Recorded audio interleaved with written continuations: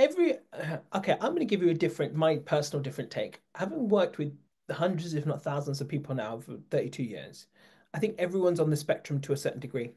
This Yes. idea that only certain people are, for me, it's absolute nonsense. We've all got our things, right? I So think I, for there is an example, element. I'm majorly OCD about certain things, right? But I mean, I don't think about it. I don't think of it as a hindrance. I don't think of it as a problem. And this is where we start entering dangerous territory. When we start creating a story, a narrative in our head that is becomes the reason why this isn't happening. And when you make Right. this neural link, it becomes a wall that cannot be broken down easily unless you consciously decide you're going to break it down. So for me, when I was dating, there was loads of things actually. One big one for me was my weight. It was no woman's gonna love me because of my weight. Then I had other beliefs about, my finances. I'm not rich enough. I'm not well enough, good looking enough, well off enough. What there was other ones as well. Oh yeah, that was it. And then it all came down to a bigger, broader belief. It then filtered into a bigger, broader belief, which tied into that narrative that maybe I'm just not meant to meet someone. Maybe it's my destiny, it's my kismet to Yeah. support everyone else, but I will just be happy being myself. But deep down, I was miserable, suicidal. And so we've got to really decide consciously if we're going to take something, anything, because everyone's got something. Everyone who comes to me Yeah. says it's this, that, the other, etc. But I can unequivocally and in absolute certainty, got to say it's got nothing to do with that. Yeah. The problem is you've told yourself this, and hence it Yeah. has become that, not because it is that. And the other thing as well that you may not realize is obviously that you may have a very avoidant attachment style. I mean, that's okay. That's fine anyway. I Yeah. don't Yeah. Yeah. think that part isn't a major problem. But where you're gonna um need to start adjusting is breaking down that intimacy. And Mm. you don't realize it, but you're already doing it by contacting me. Forget Mm. the coaching for a second. To be able to open up to someone and have this conversation is a huge step in Yeah. itself. An avoidant, Yes. massive thing. It's a massive thing. And Yeah. if we just take off, let me just take off my coaching hat for a second. You take off your client hat for a second. We're just two human beings having a conversation. Yeah.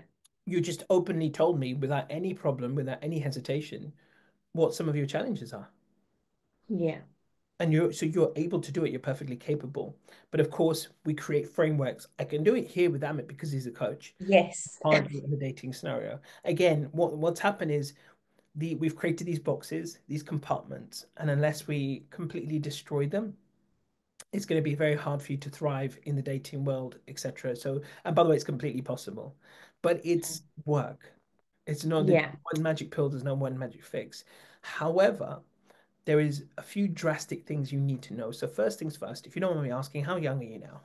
But reason I'm asking that question is for something much more important. So when my sister passed away, she was 38. She would have been 39 a week later. I was 31 at the time, right? When Nidhi's brother passed away last year, he was 40, and there was an 8 year gap between her and her brother. He's younger. There's an 8 year gap between me and my sister. And when you realize just how little time we have left, Yes. you start to realize, fuck all the bullshit. Excuse my language, but I'm just quite frank these days because I'm a lot older now and I just say it as it is. But we Yeah. realize that all of this stuff in our head is just absolute bullshit. If I Mm. told you you've got until 12 p.m. tomorrow to live, and maybe just go have that one experience of intimacy with a guy because it's what you really want, would you do it? Now, of course, it's not the perfect example because there are probably other things in your line of Yeah. sight which would be your priority. But Yeah. ultimately, when we do realize that actually life is so friggin' short, Mm. and when you've actually spoken to people who've been through it, or you know someone, or even if you've been through it yourself, it helps provide the leverage to make changes to our behaviors. Mm. So my question to you is, what is the worst outcome that you can think of by continuing down this path? See, I think to myself that one of the other big problems is that we we frame things according to everyone else's world. So Mm. what you're looking for is a potential partner who you both respect each other's spaces. You could be one of these couples that actually lives separately and but are in a relationship with each other. Mm. There's nothing wrong with that. But the No. question is, can you find the courage to be very frank and open about what you want Mm. I think that's where I'm at. and Like, be okay with it and know that it's okay? See, because I come across guys like you all the time in terms of like they'll be quite happy to know that they're with someone where you're not in each other's faces 24/7. When yeah. Nick and I first got married, I was, I've got quite a secure attachment style, but we've all got flavors of avoidant, anxious, whatever, right? So where when we first got together, we were working and we're not in each other's faces all the time. Then lockdown happened, and then suddenly you're married and you're in each other's face 24/7. And I genuinely thought that it was going to be I didn't think anything bad, but I knew it's going to be an interesting time, and I knew it was going to Challenge. be, Yeah.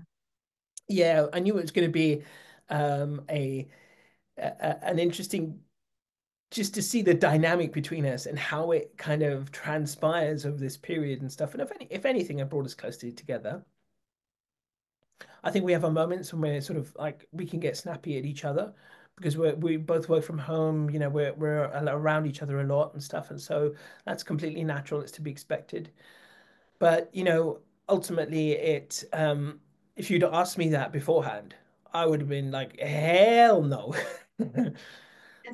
But actually, I realized, okay, I'm all right with it. But that's something you didn't find. I didn't find out until later on anyway. But as it currently stands, would you, if I said to you and I described to you to have a partner where you see each other maybe once a week, you don't necessarily get married, especially for a long time, you actually live separately, you actually call yourselves a couple, but you give each other plenty of space, and then Mm. maybe you have an arrangement once a week, you see each other once every 2 weeks, once every, I don't know, twice a week, I don't know. It's up to you. Does that sound like potentially something that might be better for you? Yeah, I think I think it's good to know where you're at. And obviously, if you're putting this out on a dating profile, are you on the WhatsApp group, by the way? I think this is why I say to everyone, you don't understand just how important and impactful a headline can be. Because with the headline, you're giving the very short version that people are more likely to look at, right?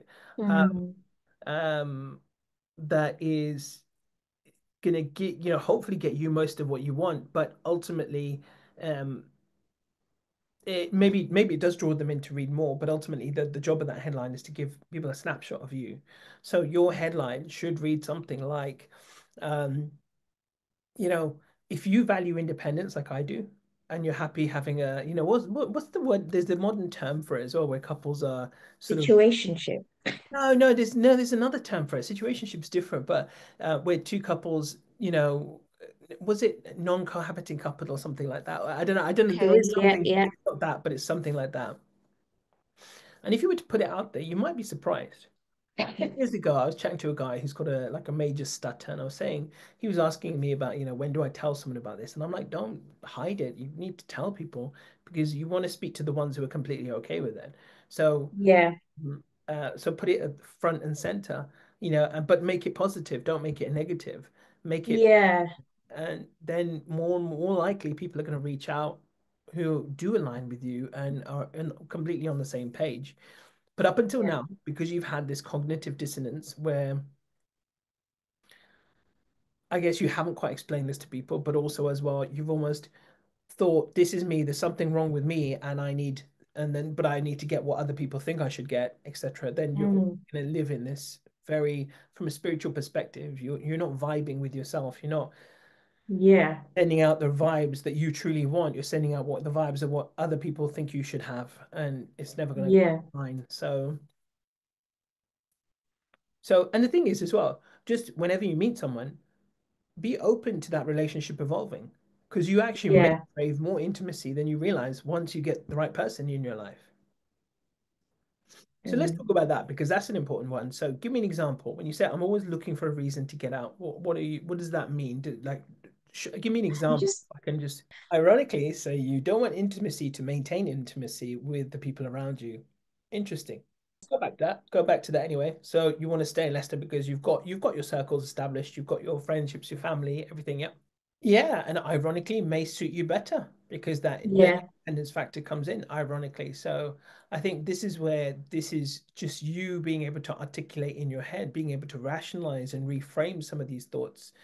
Mm, This is obviously a very simplistic solution, but it still works, still very, very perfectly applicable to you right now. So looking at some of these things that actually, if you were then to dismiss someone, this is sorry, we're just looking at surface level first. hmm If you actually did consider someone, let's say, just for example, someone who lives in Birmingham, that actually might be more suited to your lifestyle because mm, at that point you are both maintaining your level of independence and probably yeah. seeing each other maybe less frequently and at a more palatable time for you, time Yeah. frequency, time interval for you. So maybe that actually might be better. So using this kind of rationale process and Yeah. actually truly thinking it through would help go beyond some of these. But obviously, Mm, what you've said though is indicative of a very sort of avoidant streak. yeah. And that will take time to understand where that's come from. So I know we don't, we've got a few minutes left, but like just to kind of just at least look at it at a surface level. Like, what's your relationship like with your parents? What was it like when you were younger? And what's it like right now? No, Previous now. obviously I'm not laughing because I'm, in any way, shape, or form making fun. I'm laughing at just, what's becoming clear. And like you said, your relationship with your parents is very surface level.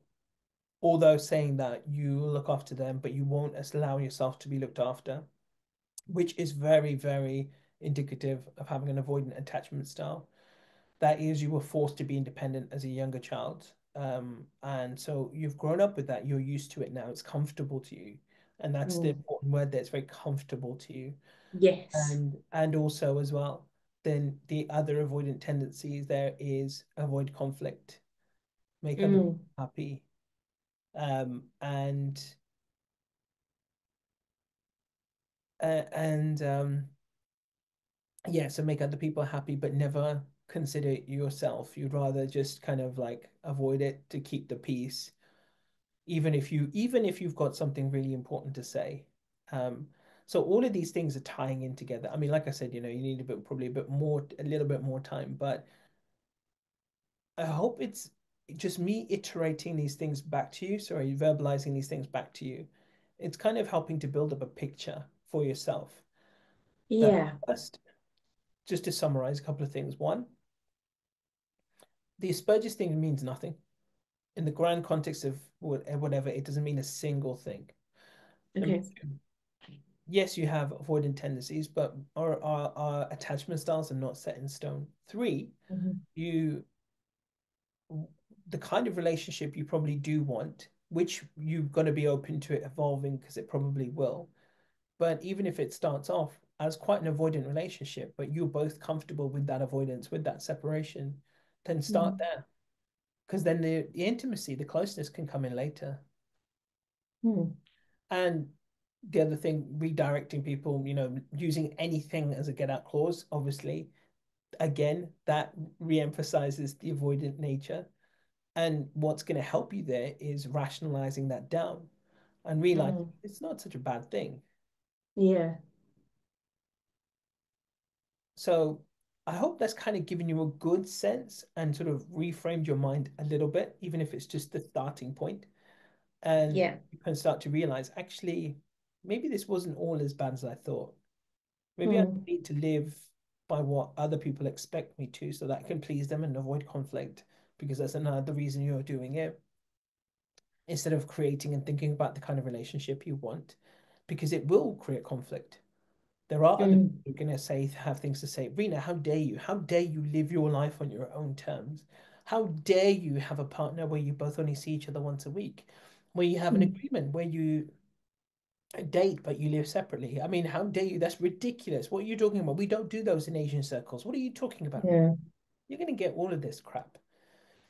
And In that case, your avoidant tendencies are actually going to work in your favor because getting into conflict with people like that's not going to achieve anything anyway. So you may as well just walk away from Mm. it anyway. So it's actually going to serve you in that instance. Mm. But can you now be honest with yourself and be able to be upfront about it publicly, at least in, say, the WhatsApp group on a dating app or whatever, or even at an event and just being a bit more frank with people and just saying, do you know what? I know this is going to sound strange to you, but I'm looking for someone who's in a bit of like an avoidant like me, that we can have independent lives, but Mm. date once in a while and get to know each other. And do you know what I mean? Like, see where it goes from there. Because I know hundreds and thousands of guys who are like that, right? Mm. But you've got to be a bear in mind. So I'll finish on this note. Being the avoidant that you are, and now using that avoid parts of that avoidance for your advantage, but also now working towards you're now going to work towards a more secure attachment style after leaving this conversation. However, the thing to be aware of is that you will naturally, and in its current state, attract more guys with an anxious attachment style Mm. because that is just our very nature. The avoidance and the anxious come together. Mm. So the first thing you can do to avoid that is just being very clear that if you Yeah. are okay with me and you just having independent lives, but starting off very slowly, then I can Mm. jam. But if not, I wish you all the best. I'm not gonna sit here sending you messages every day, good morning, honey. That's not me. That's not who I am. But I'm totally open to, the modern style of relationships where we even are exclusive, but maybe live separately. Mm. Do you know what I mean? Like, so I think just Yeah. being upfront and honest about it is going to be the best way to start opening the door, one, to let people in, two, to start becoming more secure in your attachment Mm. as you go along. You're welcome. And yeah, you've proven to be a very interesting character. Okay. I'm glad you did because most people who come to me tend to be lean on the anxious side. Right. Okay. And they have a different set of problems. Whereas when it's avoidance that come to me, probably what, maybe 10-20% of the time, it's a whole other set of problems. It's very different Yeah. advice. I would say I was more disorganized as well because I had more of an anxious attachment style in the beginning, but as the relationship got serious, I became an avoidant.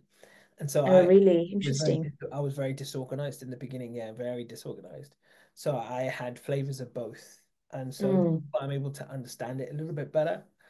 Mm. Um, and yeah, and offer, some good coaching around it because I think it's, like I said, it's not easy. Nothing in life is easy, right? Yeah. But I think one thing that's gonna help you overcome the red flag thing Mm. is creating a thought in your mind that is far much more powerful, that overrides that thought. So Yeah. anytime you think of yourself that, oh shit, he lives outside. But on that note, I also don't want to end up being completely alone. Yeah. Maybe that's powerful enough, or maybe it's something else that you devise that will remind you, shit, yeah, that's a bit of a red flag. But actually, it's not as big as the bigger picture of finding someone we Mm. can have a good relationship with, where we both give each other our independence, whatever. I don't know. Yeah. You're gonna figure it out. It takes time. It's not. Yeah. Yeah. So, Yeah. so I truly, truly hope that helps. Yeah, no, it has actually. Yeah, I think just that bit of at the end actually just forcing myself to override those flags and what flags I'm looking for. If I can stop even looking for the flags to begin with, Mm. because that's my immediate go-to, look for the flags. If I can stop that, sort of nip it in the bud, or at least, like you say, have some rationale to try and understand why I'm looking for that. I think that will be helpful in itself. So no, that's really great. Thank you. You're welcome. I'll still send you all my coaching details. No need to Okay. pay and become avoidant when I do. No, no, I'm no, it's teasing, I'm great. Thank teasing, I'm you. teasing. No, of course. But it's there as an option if you ever need it. Yeah. Even if it means a once in a while session, then you've got that. Yeah, no. But worse than paying a couple hundred quid for coaching is suffering in silence. So look, it's there if you want. Yeah. You never have to use it again. Maybe drop me a Yeah. message once a year. Just let me know how you're getting on. Um, Yeah. just be clear about what you want, and you're going to be okay. Yeah. Cool. Thank you. You're welcome. You're welcome. I've enjoyed this conversation. Good. Thank you. Well, look after yourself, and next time you put up your profile, I'm looking forward to a very creative headline that goes with it. So, qu an immediate question for you. This person that you said you were speaking to, and I noticed those choice of words very carefully, speaking to. How did you actually meet this person? No, because it was international. Okay, so there you go. There's your problem straight away. Now, um, here's so as you can imagine, right? I've been doing this for a long time, right? I'm in my 17th year of coaching people when it comes to date. 33rd year of coaching, 17th year of dating and relationships. Yeah. You can imagine how many times I've heard this before. Hundreds, right? At this point. This is why you'll see on my social media, I point this out regularly, that it's so important to meet people. If you don't mind me asking, and obviously, I'm asking this for a particular reason. I'm not trying to offend anyone, but like, how young are you? Like, what's your age? All right, great. You're still very young compared to me. You're still very young, right? I'm getting very old now. No, but even though I say that, I'm just wanting to forward this thing to you. I'm gonna forward it to you now before I forget. So it was something I posted in the WhatsApp group for Coaching Wednesday, and I was talking about this. So on Monday, um, bear with me a second as well. I'll explain why I'm telling you this. Um, Monday, I got a phone call from a friend of mine. And funny enough, this friend, we were at college together, and her boyfriend passed away while we were at college. And this was back in 93, and he passed to her on the 15th of January, which is my niece's birthday. My first ever niece was born on the same day as he passed away. So a good friend of mine, her boyfriend, she rang me because her younger sister, who also joined the college, I was there then as well, and there was another guy I met, and I introduced them, and they ended up getting married, right? So this was back in 94, 95, I think it was. And sadly, he's was my best friend at college, and he passed away. So I found out on Monday. And then on yesterday, found out another colleague of mine at the radio station passed away yesterday. We found out, during the night in his sleep. And the reason I say this is because this we can hold on to things, past relationships, what's happened in the past, and we can ruminate on them, and hold on to them, and get into this position where we start allowing it to affect us, causing us a kind of trauma, causing an effect. But when we start to reevaluate that trauma, that threat, that thing that has happened to us, and now we position it against, but hang on a minute, life is freaking short. In fact, I'm going to stop using those words because I don't like saying that, but life is very precious, and every moment that we have remaining is precious. Do you want to spend a single moment more of your precious time thinking about what has happened to you? Or are you going to now, pardon the turn of phrase, grab life by the freaking balls and say, fuck it, I'm going to move forward now with my life. I'm not going to let this stupid, sad asshole who's come along and steal a second more of my life right now. And I'm going to live my life for me. So I know you obviously want a partner, you're looking for a partner.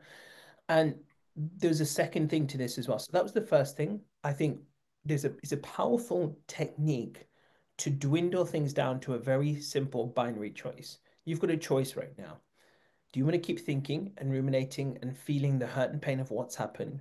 Or can you now override that by thinking about what's more important to you right now in your life? The fact that we may not be here tomorrow. My sister passed away, she was 38. She would have been 39 a week later. Niti's brother passed away last year at 40. My little brother-in-law, and we just these things happen. So when I say to people that life is precious, I'm not saying it's hyperbole, I'm saying it from experience. And I'm not saying it to be morbid. I'm just using it to light a fire under people to say, dude, do that, stop wasting time. Because life is far too precious. What you hold in front of your hands right now is far much more precious than worrying about what some idiot has done to you. It's way too much more important. Okay, And so here's the answer to that question. Trust is a guessing game. The very simple antidote to that is having very pure, straightforward principles that you hold yourself to. That's the total antidote. So when you say I'm not sure, you were talking about this trust issue. I don't know how to, and this is why I'm very emphatic about when I talk about these things, that if you meet someone, you said the conversation thing isn't a problem, but that's not the element of conversation I'm concerned about. I'm concerned about the right kind of conversation that you need to have in dating to be able to get to know someone properly, to move things forward properly. That's what I'm concerned about. Because when you said to me, there's another thing element that I was about to come to.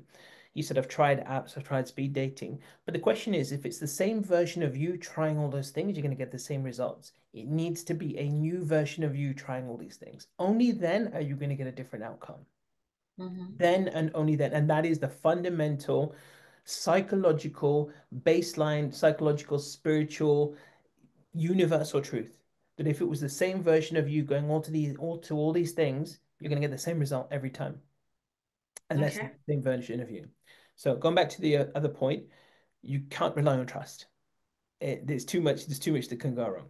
You need very simple principles, and we were talking again about this last night. Someone asked a really good question on the WhatsApp group, and she said, how do I know, or how can I distinguish between if it's love bombing or someone's genuinely showing me affection?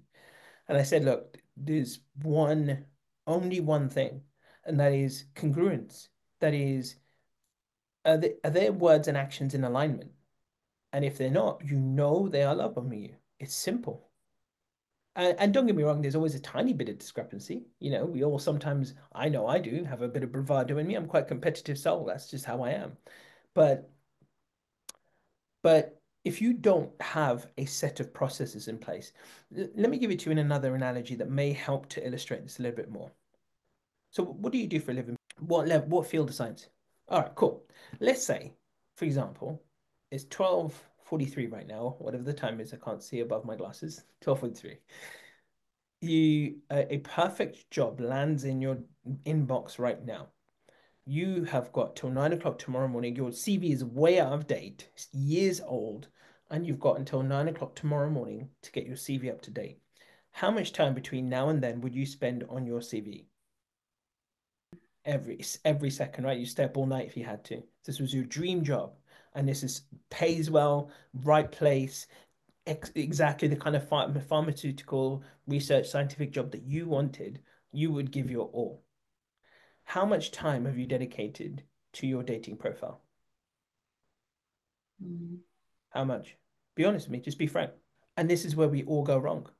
Mm. We've unfortunately it's just this warped perception from childhood and obviously in Asian culture we brought up with these very specific mindsets. It will happen for you, or someone will make it happen, or something will happen, or romance will just happen. But we're not taught to actually use a little bit of this in the process, that we've only been Mm. taught to lead with this, but actually it's a combination of both. It's a 50-50 deal. You cannot go in there with just this, and you've got to learn to use this in this process. See, this is what I'm saying to you now. There is a part of you, not absolute, a part of you need to bring into this, which is scientific. When you do that and you understand very simple, basic, scientific level psychological phenomena and principles, then you won't struggle in this process. It will become very easy. Very simple. To start with, go back to this example. You didn't meet this person for 4 months because of the international um, element. I would say to you, look, I don't want to thwart your love life and what choices you make in any way, shape, or form. The problem is with when you do decide to date someone from abroad, you really have to do your due diligence 10 times more, because there is a chance you're not going to see this person that often. So you're not going to get a chance to see them in their actual environment. So you have to be very, very thorough about how you check out this person and who they are. No digital footprint, nothing to look up. Sorry, see you later. Doesn't matter how much you feel for them, this is where the head is going to have to engage and say, I walk away. Your heart may have been saying, no, this could be right, this could be the one, but your head's going to have to engage a little bit and say no. Mm. Put the international one aside. Even here now in the UK, you're 40 years old. You don't have a second to waste on anyone now. When you meet someone, you're going to go through a very simple process, a scientific process. You're going to connect on a dating app at an event. Mm. Mm. You're going to allow a very short space of time. to do either maybe a follow-up phone call, or whether it's from a dating app, a follow-up phone call, or after a dating event, a follow-up phone call, or some sort of follow-up Mm-hmm. communication. But that is going to be a maximum of 1 hour total. Simple. If after that hour it doesn't lead to a date, you move on and you allow maybe a maximum of week, 2 weeks, an absolute push. But even during those 2 weeks, you should still be actively dating other people or getting to know other people. You should never, ever, ever be holding off onto one person, ever. Mm. Let me ask you a quick question as well, and there's another reason why this is really important. Do you know what your attachment style is? Do you know if you have more of an anxious attachment style, which I would say probably is, but have you ever done a test just to see? So the two key ones that have issues with dating, right? There's four attachment styles in total: secure, avoidant, anxious, and disorganized. The number one dating paradigm I see is you get someone who's got an anxious attachment style and someone who's got an avoidant attachment style. The anxious has had to build up all these barriers after being hurt. So the avoidant, what they will do is they'll break down all those barriers by love bombing, maybe breadcrumbing, really telling the anxious what they want to hear. So the anxious has broken down the barriers. Now suddenly they've got into a relationship, or things have moved on Mm. and progressed. But the avoidant, based on, and so the attachment styles based on our primary caregiver's form of love when we were growing up, when we were babies. But now suddenly the reality is kicked in for the avoidant. They start pulling away, and the anxious starts chasing them, thinking, "What did I do wrong? Where did I go wrong?" And the anxious pulls away, the avoidant pulls away even more, and the anxious starts chasing them. All the while, this is repelling the avoidant even more, which may lead to them ghosting. So you get two key types of people when it comes to dating. There's more complexities, but that's the biggest pattern I see. Mm. The anxious and the avoidant, they attract each other. And there was new science out recently saying exactly why they attract each other, and it made perfect sense. I would paraphrase if I were to say it right now, but I probably wouldn't paraphrase it exactly. I need to learn those words so I can explain it to people correctly. But essentially, that's what happens. So from that, would you say you're more anxiously attached or avoidant? I knew you were going to say that, and I knew it would be as well. Because, and I'll tell you why I can say that conclusively, because 80% of people who come to me for coaching are anxiously attached. Mm. Funny enough, had a lady the other day, she was an avoidant, and it's rare, much rarer for me to get avoidant clients, much rarer. So that's what's going on. So when you are an anxious and you have an anxious attachment style, to avoid you getting attached to the person that you're speaking to, it's more important for you to multiple date so you don't put too much emphasis on one person. So, like I said, going back to the systematic approach, you need to just make a conscious choice. You allow an hour's worth of communication before you actually have a date set up. You generally get that date done and dusted within a week or two max. And then, as a woman, you need to learn the art of communicating with men. That we are very good talkers. We're very, very good talkers, but making sure he follows up with his words and being able to challenge his ego a little bit so that he does take action on his words. That was one thing Mhm. my wife was superb at. She was brilliant at it. She got it down to a T without even trying it. Um, so whenever you're in a communication with these guys, you need to be saying something like this to them. Every conversation needs this piece of information in there. Mhm. Okay, so let's say you meet someone on an app, you've messaged back and forth about 10 times. You need to say something very politely to this effect. I've loved chatting with you. It's been real, real pleasure. Just to be clear, I'm not looking for a pen pal. So if you're ready to ask me out, remember that these are the exact words. If you're ready to ask me out for a date, I won't say no. You're putting the onus on him. You're not saying, let's meet up. It's a totally different thing, totally different psychological Mm. impact. You're saying to I'm him, gonna write this down. yeah, if you were to ask me out on a date, I wouldn't say no. Now, or you ask me out, or ask me for a phone call, whatever it is. Now you get to the phone call, then you use the words, "I've loved this. It's been really great. You delivered like a man. I really appreciate that." If you now were to ask me out for a date, I wouldn't say no. 6 months down the line, I've loved getting to know you. If you were to propose to me, I wouldn't say no. This line is the one line every woman needs to learn verbatim throughout the entire relationship. You have to know it. because it will apply to every level of the relationship moving forward. So I hope that's given you some kind of starting point. Any questions, Mm. anything I've said so far? Well, I would rephrase that sentence because it's not confidence, it's esteem what you're lacking. Confidence is a skill. Is, you build up your confidence at playing tennis by playing more tennis. You build up your confidence at posting social media by posting more on social media. So it's a skill. It's repetition, it's a skill. Esteem is where we have these thoughts about ourselves that put other people on pedestals and put us down. We find something to bring ourselves down, and there's no magic bullet involved in raising your esteem. It is a constant practice of reminding yourself, and sometimes it may take a leveraged thought, such as, look, again, binary, bringing it back to a very simple binary choice. I can either sit here and think I've got low esteem, or I can remember that actually, if I think this and I do not do something about it right now, I may end up being alone for the rest of my life or dying alone in the next few months. I don't know, right? Or I can make a conscious choice to actually say, screw my esteem. I'm just going to freaking go do it anyway, regardless. And I'm going to put out the best version of myself because I have no idea. Today could be my last moment in life. So I'm just going to freaking do it anyway. And I'm going to put out my profile. I'm going to go date with intention, with fun, really having a good time, regardless of who the other person is and how it transpires and how it turns out. I'm going to go and have a good time and enjoy myself. I'm not going to let anyone bring me down. I'm just going to go do it and have fun. And I will add in the systematic element as well as follow my heart too and follow my gut, my intuition. But I will use a little bit of a scientific method now as well. And then I will date like that. So you've come down to now a very simple choice. Is it more important to you that you worry about your esteem and how you're feeling? Or is it more important to you that you live your life and just go for it? Because you don't know what moment is going to be your last. Mhm. So which one are you going to choose? I mean, yeah, of course, absolutely. I know it's hard to answer that in the moment. What I'm saying is very easy to say, right? And it's hard to enact. And, don't get me wrong. Do I have my days? Hell yeah, of course I do. I have my moments too. But I've got quite good at using this technique now. It's one of the most powerful techniques I know personally I've adopted. It's really helped me through these tough times. You know, Last year was one of the toughest years of our lives.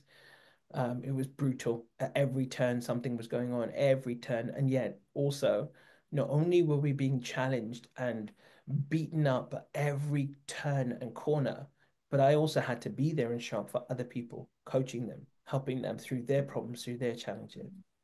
And there was only one thing that kept me going was this, a simple binary principle. I can sit here and wallow in everything that's going on, or I can choose a bigger purpose and a bigger focus and focus on leaving a beautiful legacy in the world.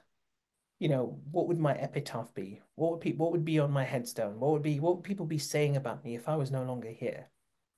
And I'd want them to say, frick me, Amit, God, Jesus Christ, he was going through so much, yet he spent his life going through hell, but he was always there helping other people. And that's what I want to continue. I go Mm. through a lot. I'm not, my life isn't by any means easy, and everyone's going through something. I get that. But I've got that simple choice to make. And so I know what I choose. And it got me through some very tough times. And Mm. like I said, I know it's not easy. I know it's not easy out there at the moment. It's far more challenging. But this is why we just have to learn a bit of street smarts and make sure we're applying a little bit of scientific methodology to this process as well. I put out this beautiful email I got from someone the other day, and I just put it on the Connect Asian Instagram today. It's a beautiful success story, and it was nice to see because she kind of took this on board, and she's met someone now, and I know it's early days, and who's to say what's going to happen 10 months. I say that to everyone. I have no idea what's going to happen tomorrow. I have no idea if I'm still going to be a coach tomorrow. I have no idea if I'm still going to be married tomorrow. I just don't have that level of hubris in me anymore because I know life is just throwing us curveballs constantly. But all I can do now is just keep doing what I'm doing, enjoy it, try my best to have fun with it, keep living my life, keep showing up for people, keep showing up for my friends, for my family, my loved ones, for people who want coaching, and doing what I got to do. Guess what's the number one thing I hear about from women when it comes to this element of compromise? Finances. Yeah. Yeah. See, that's I think this is slightly different to compromise. I think compromise is, you know, you live in London, I live in Birmingham, let's compromise and we'll move to Northampton kind of thing, right? That's a compromise. This is not necessarily compromise as such. I think it's a deeper understand and why you I think well, people don't understand this, and guys don't understand it, and women don't understand it as well to a certain degree. They don't know why they have this. Why are they so coveted? Why is it so coveted to have a guy who's ambitious? Why is it I look at 100 dating profiles and 100 out of 100, the woman says I'm looking for someone who's ambitious, emotionally intelligent, funny, confident, four things they're gonna see on every profile. Why? But why the ambitious thing? Why is that so important? And it's not ambition as such, it's someone who's driven. They don't necessarily have to, I want to be a big CEO of a company. It's not that. They just have to know how to drive things forward. And because there are two types of guys out there. There are guys who are very sort of happy and complacent and want to just live a life of comfort. And that's what they've opted for a number of reasons. And they're never going to be happy as a result. And then you get the guys who are quite driven. You see them, they're always posting gym videos or they're going to the gym or they really have aspirations to go do more, perhaps being an entrepreneur. And I would put myself in that category. I love, training, running my fourth marathon this year. Why? I don't have to. No one's pushing me. I'm doing it because I'm pushing myself because I know I'll get complacent if I don't. Men who have purpose are far happier. Women who are with men who have purpose generally tend to be happier. So I wouldn't necessarily say it's a compromise. It's just something innate with you in the cave woman brain in you that's looking for a guy who would go out and hunt for his prey and not just sit in the cave. And that's what it is. It's not compromise. And it's great that he's a good guy and you could be with a good guy, but if he's not driven, it will always, always leave you wanting more. Yeah. It's a cave woman. It's our primal instinct, our primal need. Yeah. And men have it too for women as well. If my wife didn't have motherly instincts, would I be there? I don't know. I genuinely don't know. Um, if she didn't have certain feminine traits, would I be there? Probably not. We all have them, and we all require this for as part of our fulfillment. And when it's not there, there's always going to feel like there's something missing. Mm. The question Yeah. is, it's not nothing wrong with the guy in that sense, but you're questioning in your head, why hasn't he found his purpose yet? And his purpose is very attractive to you. And whilst that's not there, you lose a lot of that attraction. That's what it is. Yeah, and again, it's the cave woman in you thinking, if I have a kid, then who's going to provide for us? Who's going to look after us? That's what it's boiling down to. I'm telling you now, if I wasn't driven, I don't think Nidhi would be with me either. And I wouldn't blame her. I genuinely wouldn't blame her. I've actually said to her, if I ever lose my drive, please stop loving me. You've got my permission. Because I don't want that to ever happen. I don't want to ever lose that part of me that's driven, that likes to push, that likes to see what I'm capable of. Straight after this call, I've got to go to the gym and I've got to train my ass off to prepare. I've had a couple of down days this week because of all the death that's happened and the bad news and the sad news, but I still went out last night and played badminton, played my ass off, played harder than I've played in a long time because I needed that as well. I needed that distraction. And um and yeah, so I think that driven is what will carry him forward in his darkest days. And subconsciously, that when his dark days come, if he has no purpose, nothing to drive him, you won't be able to carry him because Mm. he needs to carry you. Yeah. So don't feel bad for thinking that. I think it's only natural to feel that.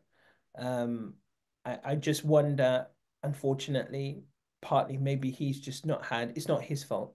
He just hasn't had good male role models, or a good male upbringing. And we have a huge shortage of this. We've got this vicious cycle of life at the moment where, you know, it's not putting blame on anyone. We've got this feminist movement. We've got this movement of men who are just, don't know what they want in life, feel like they're not getting a fair shake. And we've just got all sorts of weird stuff going on. It's making it harder and more complex for everyone. But the answers are quite simple. But whatever happens, please try and find a way to enjoy this process. And one way you can do that practically, after you go away from today, if there's one thing you take away from me, when you go on a date with someone and he asks you, what do you fancy doing? Um, you know, actually use this as an opportunity to say something that you want to do.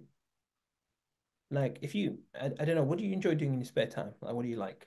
Say to him, I've got an idea.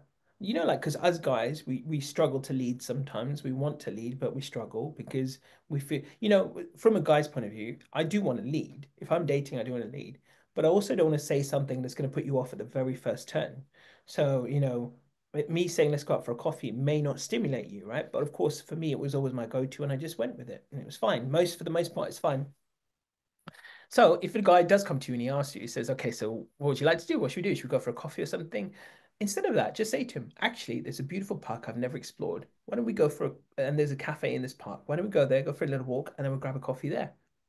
I want you to get something out of that date, regardless of whether it turns into something or not. So that even if you walk away from that date, cool, I got to appreciate Hampstead Heath. I went to Hampton Heath for the first time, so I got something out of it, even if the date didn't work out. This is where people are going wrong. They're going for meals and boring ass dates, and they're not doing anything decent or stimulating. This is why people get bored of dating or burned out. Mm. They're doing the same thing over and over, expecting different results. But you, as a woman, you've got a lot of power. So Mm. the guy says, where should we go for a date? It's your opportunity to have a list of things ready, plan a list of 20 things you would love to do, go to an escape room, hike a particular location, go to a country park, go to, um, Kew Gardens, whatever, anything. Make a list of 10, 20 things you want to do. And when someone asks you out, put that suggestion down. It's not they haven't worked for you, you haven't worked with them. And this Mm. is what I mean. You've got to choose now to do something different when you go there. So just again, very simple example, but while we round this off, right? You and I meet at a dating event. How's the conversation going to go? You tell me for a second. You just take the lead for a second. Go for it. How's the conversation going to go? Hi, Amit. How are you? How are you finding this today? So how many times have people ask each other those questions? Mm. Billions and billions. This is why you're getting burned out, and this is why you're tired.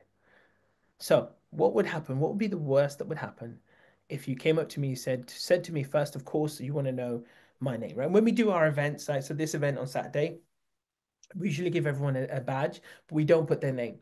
We ask them to come and think of a creative word first, and we'll write it down on the badge so that at least straight away, first things first, you might see the word that I've got up is, and I try to say to people, don't think of the usual, adventurous and fun. Like try and eliminate those two Mm. because they're the two obvious ones.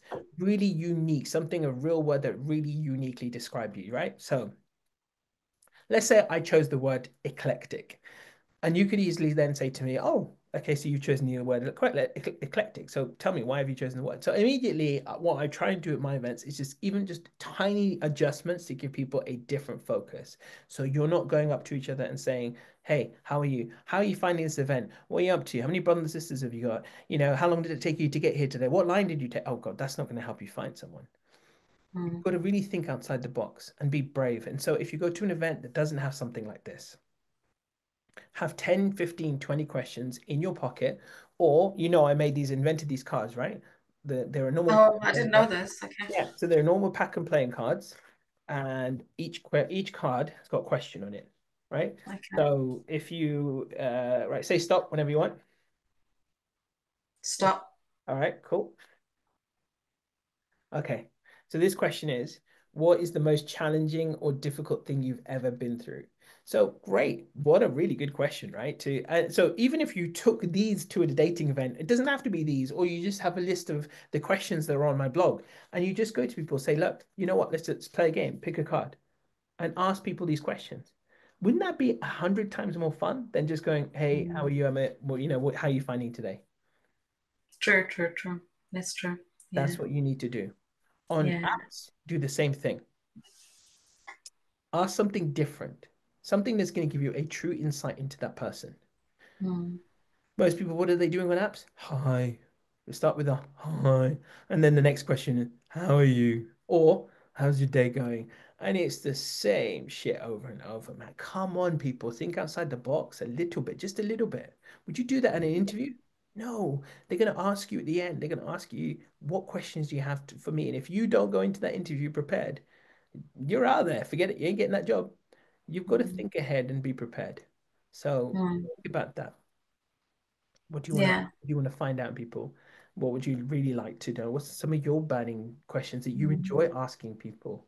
Like a common one that I used to do when I was dating. This is before I did all this and stuff. And I used to ask a lady, and I say to her, okay, I've got a question for you. So when I'm right, we meet at a dating event, I'll be like, okay, one really important question for you. You've got a choice to live by the sea or in the mountains. What do you choose and why? Interesting you say that as well, because you mentioned actually that you like hiking. Mhm. So wouldn't you miss the mountains? All right, so if I were to ask you, what's one place on Earth where you could retire by the ocean, where would it be? Ah, nice, nice. So what is it about Kenya that you like? I found out more about you by asking that question than I ever would have done in a million Mm. years by asking, how's your day? How'd you find this event? Yeah, you did. I know something very deep and personal about you right now. Very intimate, deep and personal. And people just don't ask this type of question anymore. Mm. That's true. You did. Yeah. You do this, I guarantee your dating experience will change 100%. Mm. I had a lady that I mentioned I was coaching. She was an avoidant, and it's interesting because again, she was dating by other people's expectations. Oh, I'm this, but I should be dating like this, or it should be like this, or there's Mm. something wrong with me. And I'm like, no, you just don't know how to articulate what you want. You want an avoidant relationship. You want someone where you potentially are in an exclusive relationship, but you don't cohabit. You might live in separate houses. What's wrong with that? That's modern day world. That's what the world we live in. But everyone's been telling you, no, no, there's something like, you have to do it this way. No, you don't have to do it that way. You do it the way that's comfortable for you, that's important to you, that's Mm. valuable to you, that you value. If you value your space and independence, then guess what? You're going to find, if you're truly honest and upfront about what you want at a dating event, you're going to attract an avoidant partner, probably a slightly more avoidant partner, but who also, let me not use that word, two people who value their space. You want the companionship, but you also value your space too. That's what you're looking Mm. for essentially. So Mm. be honest and upfront about that. And then Yeah, you're going to be able to find the person that you want. So I hope that's genuinely helped in some way, that shape, or form. has. Forget you're at Okay. a singles event. I tell everyone, forget you're at a singles event. You're not coming there to meet anyone. You're just coming out to have a good time. And it just so happens everyone there is single. So if you happen Mm. to meet someone, it's a real bonus. But forget you're at a singles event. You're just coming out to have a good night. Yeah, remember those few things. Remember the rules. Just make a few ground rules for yourself. Have a good time. Choose dates where you get something out of it too, at least bare minimum, and ask some fun questions. Will do. Cool. Will do. All All righty. right. Pleasure Thanks. Take speaking to you, care. okay?